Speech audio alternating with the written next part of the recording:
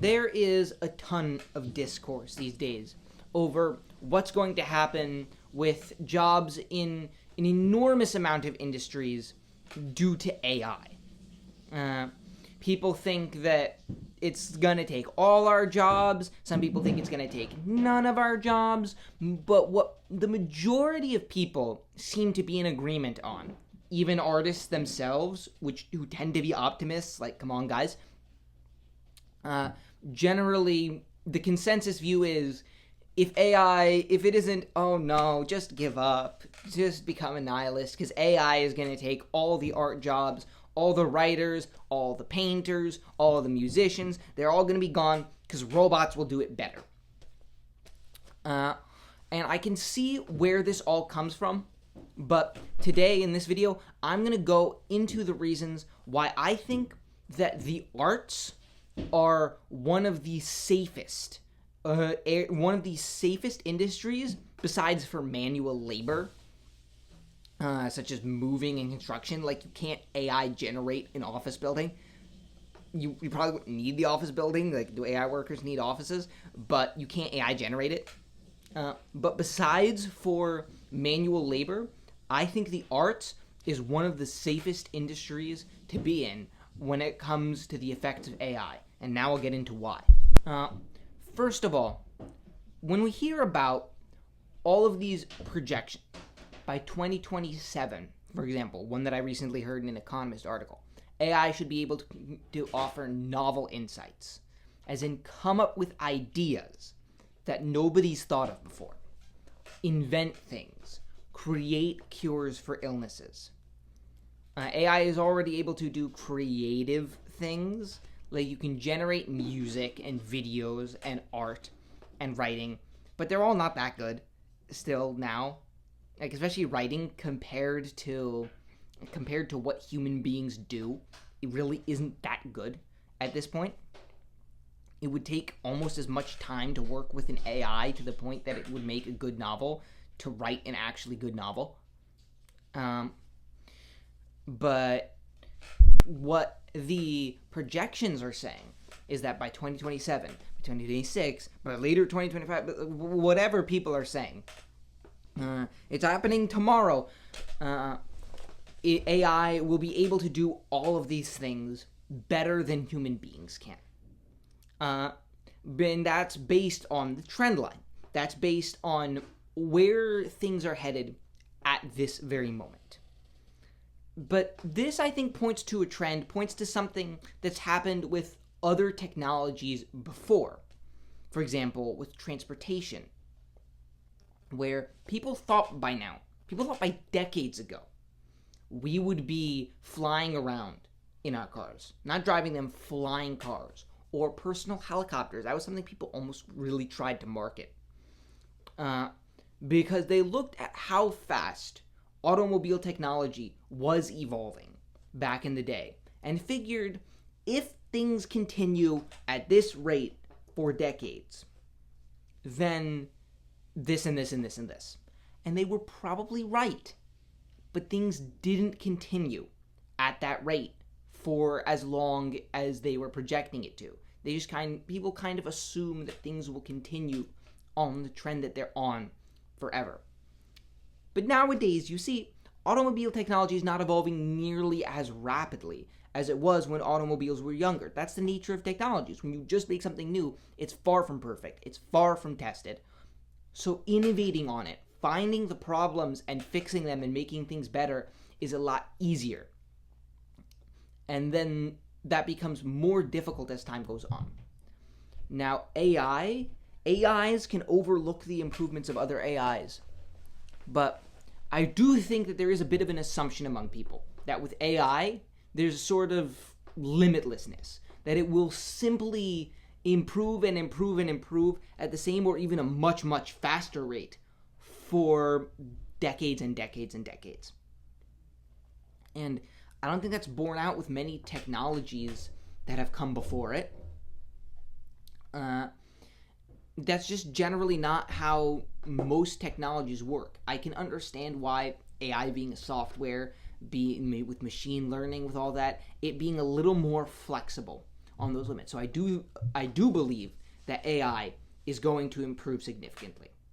But I cannot speak with any certainty as to how much AI is going to improve its capacities to create things. But I'm very, very skeptical about the idea that it will just get better forever and it will one day have a 1000 IQ. And the only thing that stands in the way is time and money. Because that's just generally not how most technologies work. I can't offer any evidence whatsoever that AI is not going to improve for a long time to come and improve to a much greater extent than I personally would predict. However, I would inquisition it more, and I would not immediately jump to the same assumption that a lot of people make, that AI will simply improve forever and to a limitless degree. It might, but I think that assumption is made too quickly and too rashly by too many people. But what makes the arts more immune than other industries from this? Because that sounds like something fairly general. AI might improve, AI might not. Why the arts specifically? I would say that the arts are not only not going to be very affected by AI, the arts are immune and will remain immune to AI forever. Or most likely forever. And I'm not going to throw out any sentimental bullshit. It's the human emotions that go into the work that make it good. So AI can never reach the same level as human writing. I wouldn't be surprised if AI does actually never reach the same level as human writers because of what I talked about before. But it is possible that it will. I cannot rule that out as being a fairly significant possibility. But I think how good AI becomes at creating art doesn't actually practically matter. Whether or not AI can write way better books than the best human author on earth doesn't matter. And it doesn't matter because it doesn't, deep in my soul, I don't feel like it matters. It doesn't matter because it doesn't matter to the market. This is something that people kind of ignore when they think about AI's effect on art. They kind of assume that if it is good, it will sell, no matter where it comes from. And call it artistically crass, call it weird, call it robot-phobic, I don't care. But if you look at most publications, for example, most writing contests, they don't say, you can submit AI art, or AI writing, AI whatever, if it's good. No, they just say, we don't want stories written by AI. We don't want paintings made by AI. We don't want music made by AI. If we award you a victory, if we think that what you submitted was better than everything else, and then we found out that you made it using AI, we will take your victory away and give it to the best story, to the best piece of music, to the best piece of art that an actual human being made. This is generally what audiences prefer. Audiences aren't interested in AI written stories. Audiences aren't interested in AI written music. Audiences aren't interested in buying AI made art.